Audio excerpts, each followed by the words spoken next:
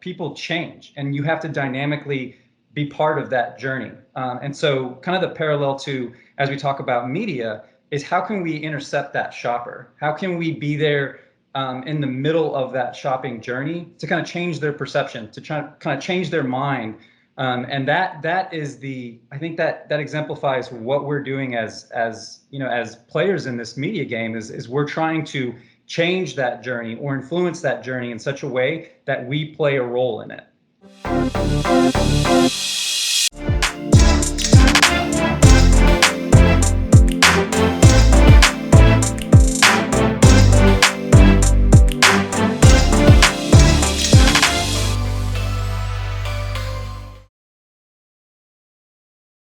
Hello, everybody. Welcome to Fast Forward the Conversation. With me today, I've got Chris Hunt.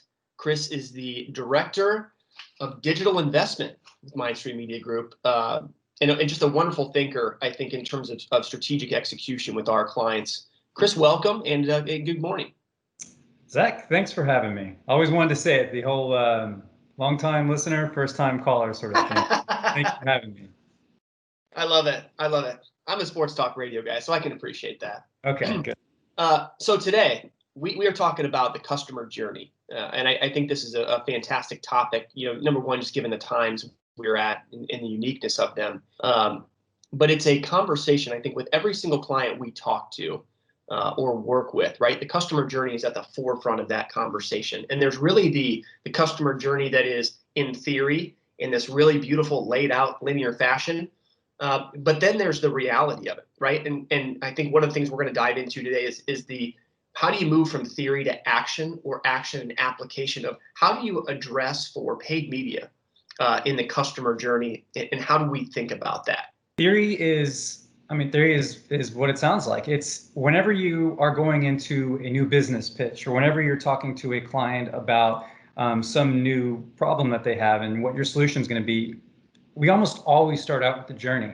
And the reason why is because if you look back at maybe 5 years ago, back in like 2015, we looked at things like Experian Mosaic segments, Kids and Cabernet, like that sort of thing, because they made sense. You were able to bucket a lot of different attributes about audiences together and then transport those to your various digital platforms. And then from there, you were able to find traditional parallels to that as well. And all was good. To your point, Zach, things changed whenever we found out that it wasn't like this linear path, right? And I mean, I know that eventually we're going to talk about how COVID has affected that in 2020, and about how that has really turned this into a zigzagging path. But I think if anything, think about your own life. Think about the way that you engage with different brands. And it's never just hey, I'm going to go and, buy this brand because I saw an ad. I wish it was like that. Would that not make our lives easier, But unfortunately, it takes a lot of touch points. And that's what the journey is all about. And that's the theory of it. As we start working towards the action, it's how do we actually set that in motion? How do we log into platforms? I mean, really get into the weeds on this and start saying, okay, well, I need to put that segment in motion, but then I need to see how many touch points did it take for that segment for the first conversion, second conversion, reach and frequency. All of that sort of stuff plays a role in it. Yeah, it's interesting you say that, about the customer journey. I've always applied the analogy or thought about the analogies even more so now. The customer journey as it were laid out, it's like a shopping mall, right? And there's this syntax and there's this sequential nature that you would go to one store to the next, and you would walk down a path, and then it would make sense, right? And that you would one by one in terms of interaction check those boxes. I think it's more like a firefly on a dark summer night, and it's over here, and then it's over here, and then it disappears, and it's over here. And, moving through all sorts of media, depending even how your day is going. I think about with my wife and small kids, and depending on the day of week, time of day, what we're doing, what device we're in front of, what we're engaging with, all over the place is a real thing. And thinking about that mess, as it is, but applied with paid media, knowing that you can get more logical, you can get down into the depths of that to find those kinds of answers. Yeah, absolutely. And I always think of the analogy that comes to my mind. My first job was at a grocery store, right? And so I got to see all of the background that went into all the science of learning how people explore aisles and the journey, if you will, through a grocery store. And everybody has their different theories. I mean, when you talk to people, they're like, stay around the edges, and that's how you eat healthy. Go, if you're, you know what I mean? Like go straight to the nutrition section, gluten-free, whatever you got to do. And all of those are individual paths, you know what I mean? But that journey is always changing, because think about it. You may be, gluten-free at one point in your life, and at another you may not be. And so I can't think of a better way to show that people change, and you have to dynamically be part of that journey. And so kind of the parallel to, as we talk about media, is how can we intercept that shopper? How can we be there in the middle of that shopping journey to kind of change their perception, to try to kind of change their mind? And that is I think that exemplifies what we're doing as players in this media game, is we're trying to change that journey or influence that journey in such a way that we play a role in it. Yeah. Yeah, I think that's fantastic insight. I think, the idea of, I think the words you said, they're dynamic, right? And then it's ever changing, and people move in and out of markets, move in and out of products, depending on where they're at in their even season of life.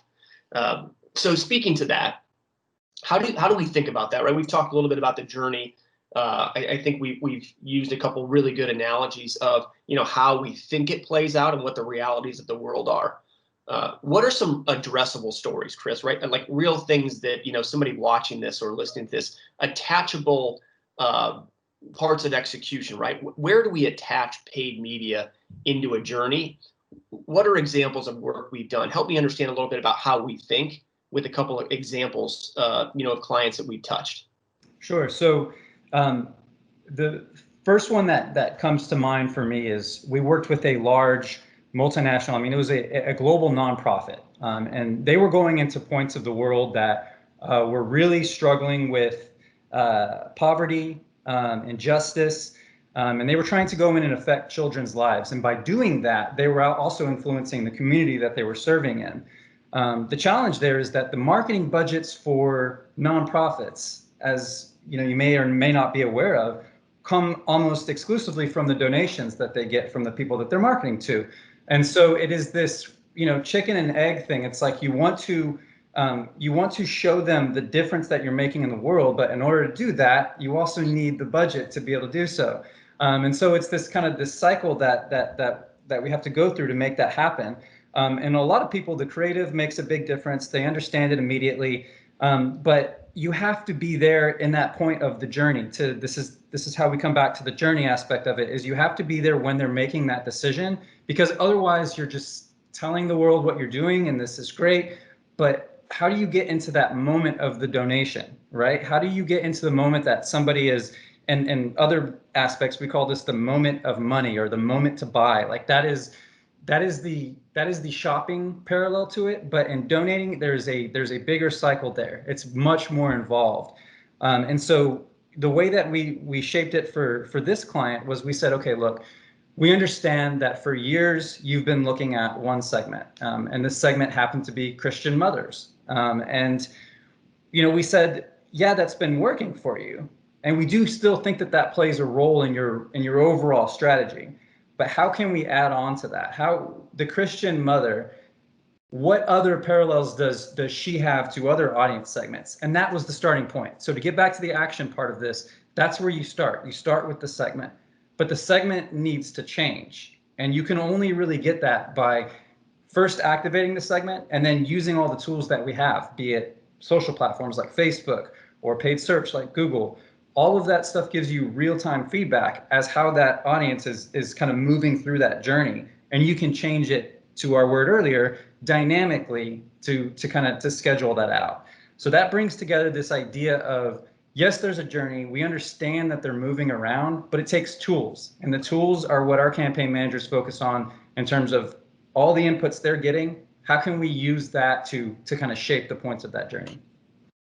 Yeah, I find that interesting too. I think what we found there as well is the person, the young Christian mother, and the people that were maybe just ready to make a donation, right? They may not have been purchasing product or helping to fulfill in terms of orders, but they were a different person as well, right? In terms of those that might have said, yes, I'm here to make a donation, and that's it, right? Hands off. In terms of where did they fit in the journey, or how did we address for that? Well, that you can only really get that out of optimizations that you make throughout the course as the campaign is running. One of the and really I shouldn't say that's the only way. I think one of the most powerful things that we can get is insights from the clients themselves, and sometimes that comes through just conversations that you're having. Yep. Like one of the insights that we had in this particular one is, it would be great if we could target high wealth individuals at the end of the year, because for things like tax breaks and stuff like that. Yeah. So that was something that it's like, why aren't we putting that into motion? You know what I mean? So we did. We made a path just for that. But you could go down the list of segments and find, okay, household income over a certain amount, and then you could define that as a high wealth individual. But it takes more than that, because that high wealth individual could donate to anything else too. Why your brand? You know what I mean? So that's why you have to insert the creative at that point in the journey to really make that difference. That's very interesting. I know there's a secondary story that we had in mind as well, focused on what I would consider probably one of the most competitive industries, right, in the country, the mortgage business. And how did we apply some other thinking like that, Chris, into the mapping of their journey? Because I think this is a very insightful storyline as well, in terms of you've identified your core and you're doing well, like the example you just said. But there's a point effectively of where you've maximized that return or that audience. So we've got to add something new or fresh to the campaign. How did we go about doing that? Again, in a business that is incredibly competitive and quite expensive in terms of the competition for interest and lead volume. Yeah. So I mentioned earlier, insights from the clients that we work with are some of the most powerful tools that we have, and no different from that would be the kind of data they have as well. So in this case, this was a mortgage lender that was targeting, through its TV programs and radio and things like that, they were targeting like a 55-year-old and up audience. And we got to thinking about it, and we were like, okay, this has been working well for you. Different creative refreshes, your TV campaigns. They had a really comprehensive attribution model that pointed to the fact that they would run a TV ad, and then they would get conversions on their site soon after that. That was all working, and we did not want to disrupt that. But what we did want to do was we wanted to say, okay, well, you're kind of capping out there. How can we scale this thing? And you think about TV and you think massive scale, but think about the other scale. Think about where people are online. And so that we came in with a digital strategy that said, okay, we're going to look at younger individuals, primarily online, that may or may not be exposed to your TV and your radio messaging, but either way, this would be incremental to who's coming into your funnel right now. But the complex thing there is that if you wanted them to search for your brand, if we just go to, if you think Google or Bing search, for example, they need something, right? They need to start somewhere with that. You need to have some type of awareness for them to start searching for your brand. And so we could have put out some display and just targeted at, again, these segments that we keep coming back to.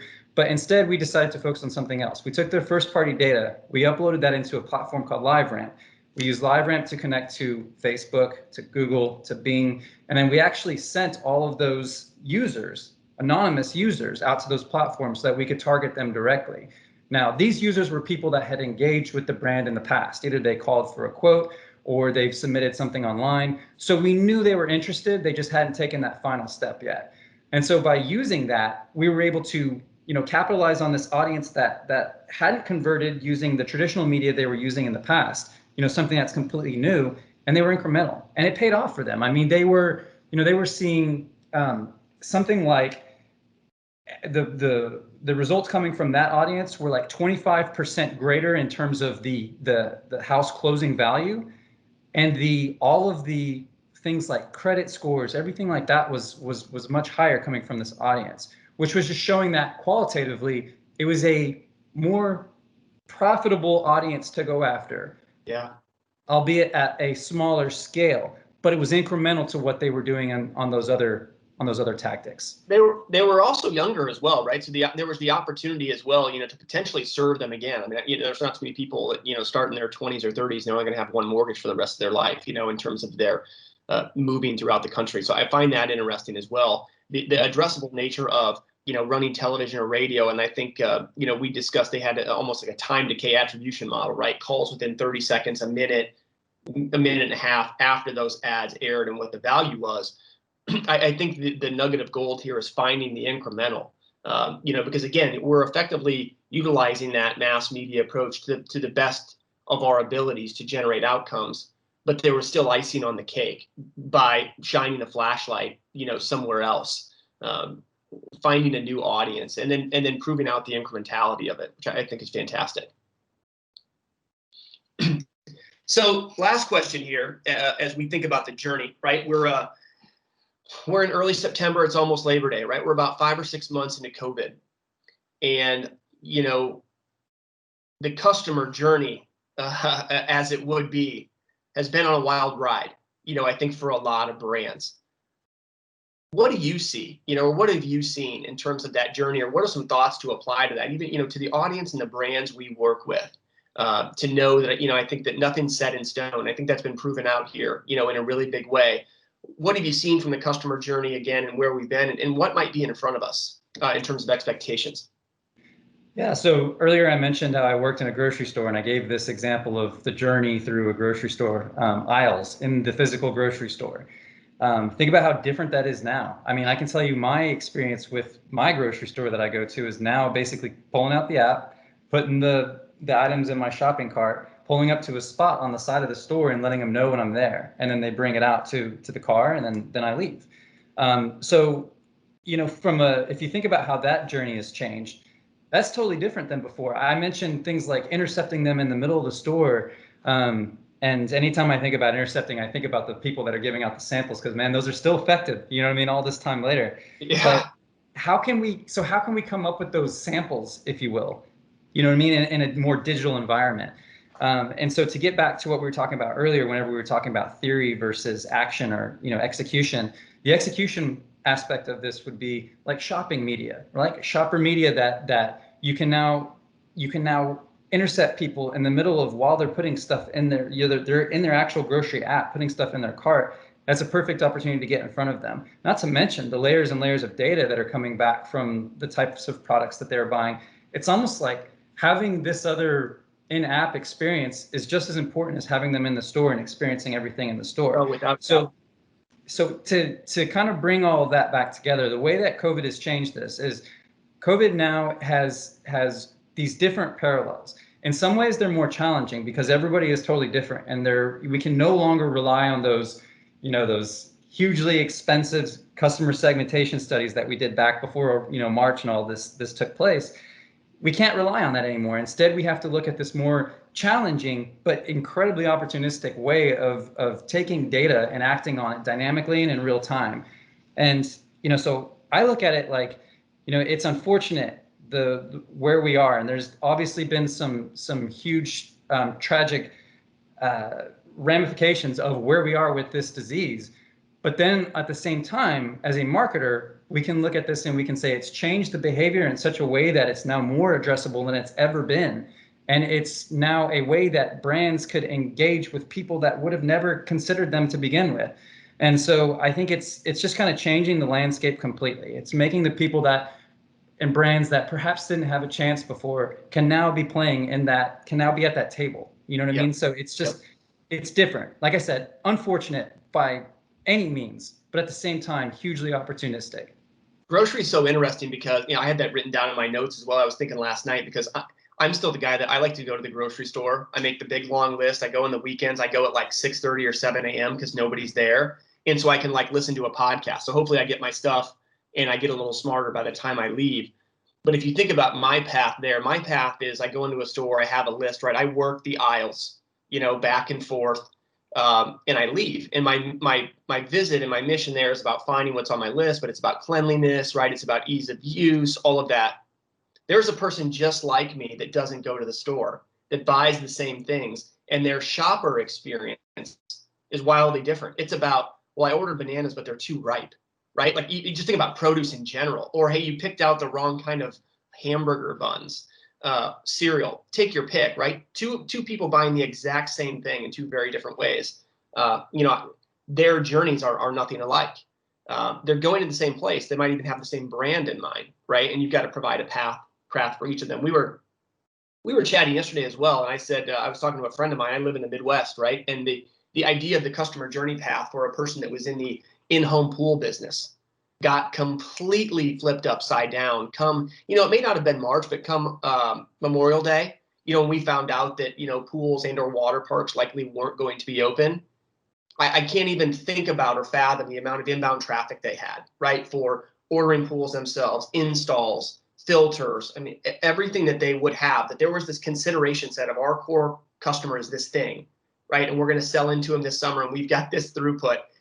And the marketplace, because the consumer is dynamic and they don't care, went to this immediately, 9x.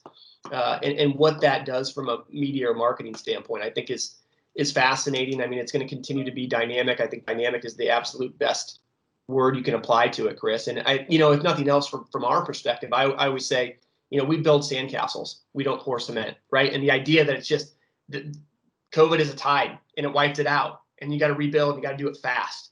And then there will be another one, and you got to rebuild, and you got to do it fast. And you've got to apply the knowledge that you have on your toes, so you're not caught on your heels in the process. Absolutely. Well, look, I think we've given the audience quite a bit to think about here in terms of their journeys, rethinking their journeys, data we can apply to it. Chris, thank you so much for your time. I appreciate it. I hope we can have you back on. This is your maiden voyage, right? So you won't be first time, long time. You'll be second time and long time listener, and we can explore a topic, outside, or even continue the journey conversation as we move forward. Absolutely. Thanks for having me. Happy to do it. Thank you very much. Take care. All right. Take care.